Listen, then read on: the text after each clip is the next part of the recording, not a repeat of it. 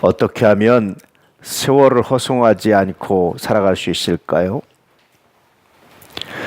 많은 사람들이 세월을 허송하는 일들이 많죠. 우리는 세월을 허송한다 그러면 아무 일 없이 아무 일 안 하고 게으르게 사는 것만 생각하죠. 그런데 세월을 허송하는 것 중에 또 하나는 뭐냐면 헛된 방향 혹은 헛된 일에 집중하는 것도 세월을 허송하는 겁니다. 최근에 그런 말 있죠. 속도보다 방향이다. 내가 얼마나 이 일을 빠르게 잘할 거냐 하는 문제보다 좀 느리지만 어떻게 올바른 방향으로 갈 거냐 하는 문제가 더 중요하다. 사람들이 이제 깨달은 겁니다. 그전에 우리는 빨리빨리 문화죠. 모든 걸 빨리빨리. 그렇게 하다 보니까 건물도 부실해서 넘어지고 다리도 부실해서 끊어지고 등등 사회에 많은 문제가 나타나기 시작하는 거예요.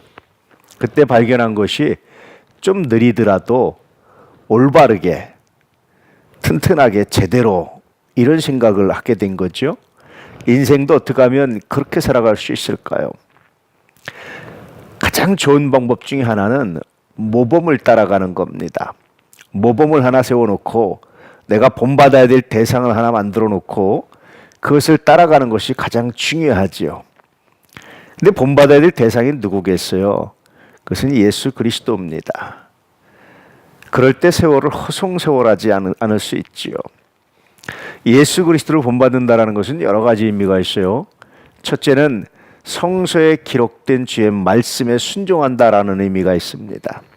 그런데 그 말씀이 오늘날 우리 시대에 어떻게 적용되느냐의 문제는 또 다른 문제예요.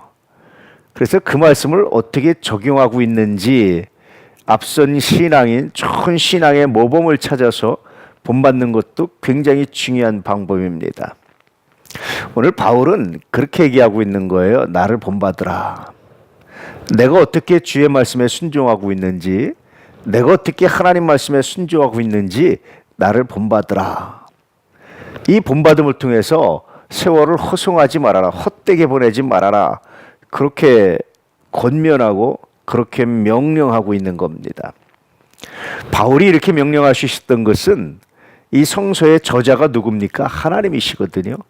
성령께서 감동을 주시고 성령께서 바울에게 역사하시고 성령께서 인도하시고 성령께서 바울을 이런 모범으로 세우셨기 때문에 가능한, 그래서 바울이 나를 본받으라는 말은 바울의 인간적 고백이 아닙니다. 그건 성령께서 바울에게 그렇게 하도록 말씀하셨기 때문에 하나님의 말씀이 되는 거죠.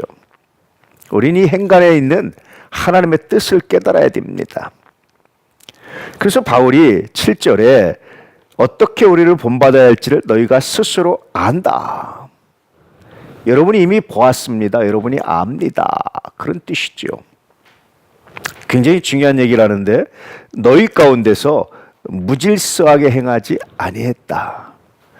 무질서하게 행하는 게 뭡니까, 여러분? 원칙 없이 행하는 게 뭡니까?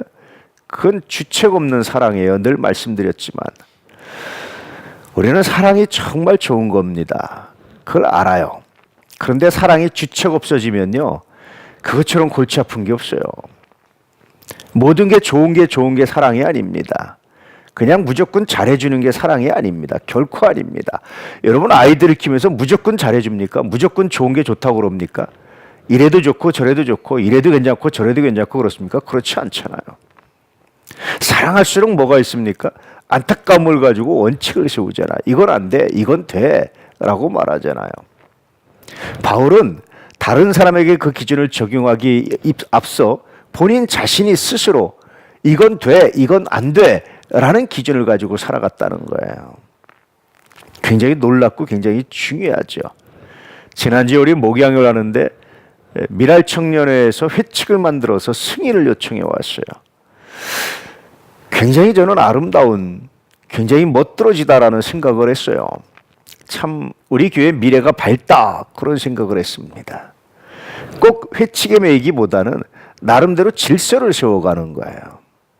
무조건 좋은 게 좋고 무조건 우리 청년이고 무조건 우리는 이렇게 감싸야 되고 라고가 아니라 우리는 이런 원칙을 가지고 우리 회를 운영하겠습니다 라고 말하는 것은 굉장히 아름답죠. 물론 좀 더 지나면 그 원칙을 초월한 더 큰 사랑을 가지고 원칙을 적용하는 것이 더 아름답지만 어쨌든 주책 없는 사랑은 여러분 독입니다. 바울은 그렇게 행하지 않았다. 스스로에게 엄격한 기준을 가지고 살았습니다. 여러분 아시죠? 라고 말하면서 예를 하나 드는 거예요. 누구에게서든지 음식을 값없이 먹지 않았습니다. 이건 정말 귀하고 아름다운 고백이죠. 특히 종종 제가 말씀드리지만 여러분 우리는 서로가 사랑의 빛 외에는 치지 않으려고 노력해야 됩니다.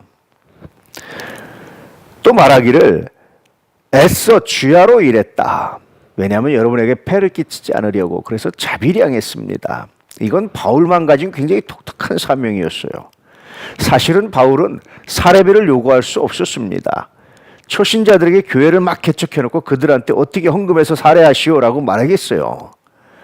이건 오늘날에도 이런 목사님들이 굉장히 많아요. 교회를 개척하고 사례 없이 봉사하는 분들이 굉장히 많습니다. 물론 이제 그 교회가 안정화되고 괜히 잘하면 또 살해를 하게 되죠. 근데 평생 바울은 안정된 교회에 있어 본 적이 없어요. 늘 새로운 교회들을 개척하고 다녔어요. 그래서 바울은 살해를 요구할 기회도 없었고 하지도 않았고 설사 기회가 있대도 못했어요. 안 했어요. 그래서 자비량했죠. 우리는 그렇게 내가 스스로에게 채찍을 까였다. 그러면서 9절에 설명하는 겁니다. 우리에게 권리가 없는 것이 아니다. 우리도 얼마든지 권리가 있다. 그렇지만 오직 너희 스스로 너희에게 본을 보여 우리를 본받게 하려 합니다. 다시 본에 대해서 이야기하죠. 내가 예수를 이렇게 본받았습니다.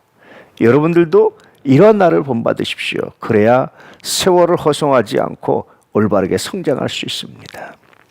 이 말씀은 목사로서 굉장히 부담되는 말씀이에요. 과연 나는 나를 본받으라고 말할 수 있을까? 이런 많은 고민을 하게 합니다.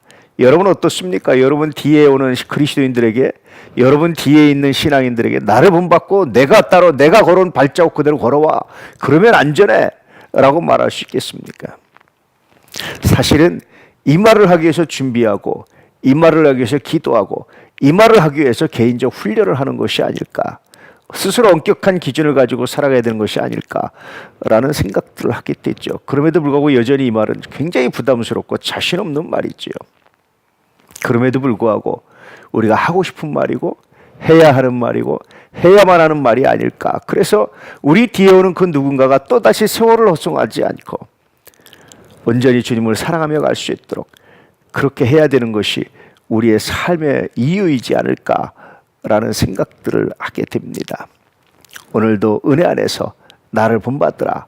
이 말씀의 의미를 깊이 묵상하시고 세월을 허송하지 않고 살아갈 수 있는, 또 내 뒤에 오는 후와 후진들에게 세월을 허송하지 않고 살아갈 수 있도록 모범이 되는 은혜가 있기를 주의 이름으로 축복합니다. 오늘도 여러분의 발걸음 위에 하나님의 은혜와 능력이 가득하게 되시기를 축복합니다. 할렐루야.